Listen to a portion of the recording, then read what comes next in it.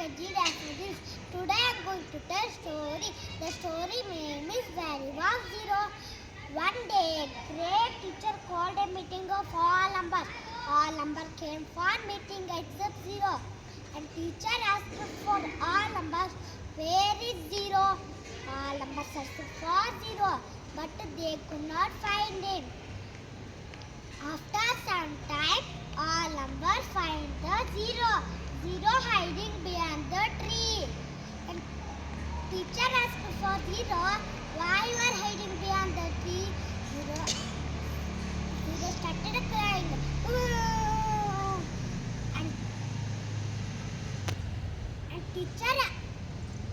And teacher for zero, why you are crying? Zero said, I don't have value.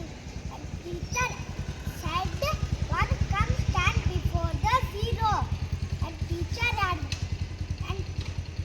asked for all numbers, what is the value of one? All numbers started shouting, 10, 10. And teacher had one more zero. And teacher asked for all numbers, what is the value of zero?